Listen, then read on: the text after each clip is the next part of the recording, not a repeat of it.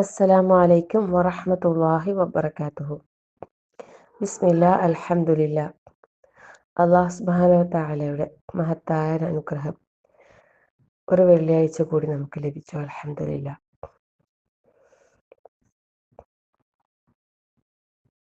ഒരിക്കലും മരിക്കാതെ എന്നെന്നും ജീവിച്ചിരിക്കുന്നവൻ അവനാണ് അല്ലാഹു. അൽ ഹയ്യ്. അല്ലാഹുവിൻ്റെ നാമങ്ങളിൽ വളരെ ശ്രേഷ്ഠമെന്ന് പറയുന്ന നാമങ്ങളിൽപ്പെട്ട ഒരു നാമമാണ് അൽ ഹയ്യ്. അൽ ഹയ്യുൽ ഖയ്യൂം എന്നുള്ളത് അതിൽപ്പെട്ടാണ് ഹയ്യ്, എന്നെന്നും ജീവിച്ചിരിക്കുന്നവൻ. സൂറത്തുൽ ഫുർഖാനിൽ അല്ലാഹു തആല പറയുന്നുണ്ട്, ഒരിക്കലും മരിക്കാതെ ജീവിച്ചിരിക്കുന്നവനെ നീ വരമേൽപ്പിക്കുക.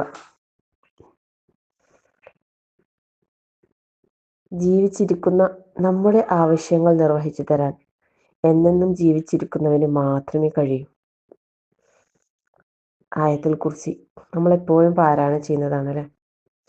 അല്ലാഹു ലാ ഇലാഹ ഇല്ലാ ഹുവൽ ഹയ്യുൽ ഖയ്യൂം.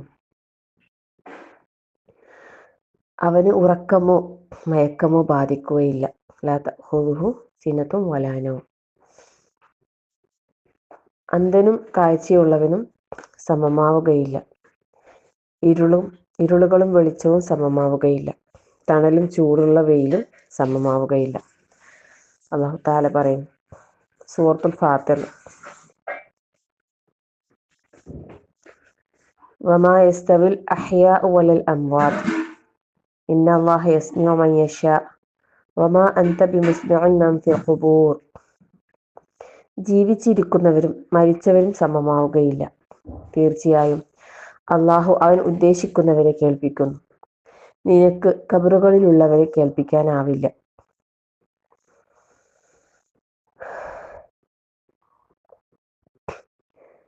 എന്നെന്നും ജീവിച്ചിരിക്കുന്ന, എല്ലാ കാര്യങ്ങളും നിയന്ത്രിക്കുന്ന സർവശക്തനായ അല്ലാഹുവിൽ ഭരമേൽപ്പിക്കുക.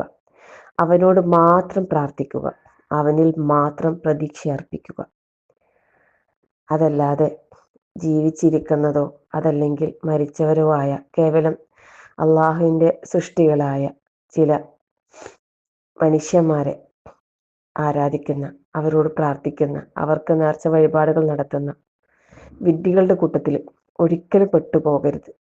അല്ലാഹു സുബ്ഹാനഹു വ തആല നമ്മെ എല്ലാവരെയും കാത്തുരക്ഷിക്കുമാറാകട്ടെ. പൂർണ്ണമായും തൗഹീദ് ഉൾക്കൊണ്ടുകൊണ്ട് അല്ലാഹുവിൻ്റെ സമുന്നതമായ നാമങ്ങൾ ഇനിയും ധാരാളം പഠിക്കാനും മനസ്സിലാക്കാനും റഹ്മാനായ റബ്ബ് നമുക്ക് തൗഫീഖ് നൽകട്ടെ. ആമീൻ.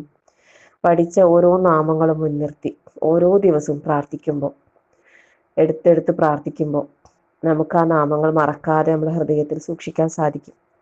അതല്ലാതെ ഞാൻ പറയുന്നത് ഒരു തവണ കേട്ട് അതങ്ങ് വിട്ട് കഴിഞ്ഞാൽ പിന്നെ ആ പഠനം കൊണ്ട് യാതൊരു പ്രയോജനമില്ല.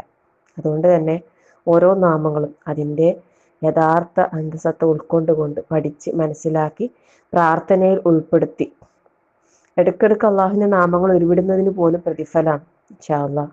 അല്ലാഹു തആല നമുക്ക് എല്ലാവർക്കും അതിനുള്ള തൗഫീഖ് നൽകി അനുഗ്രഹിക്കട്ടെ. ആമീൻ.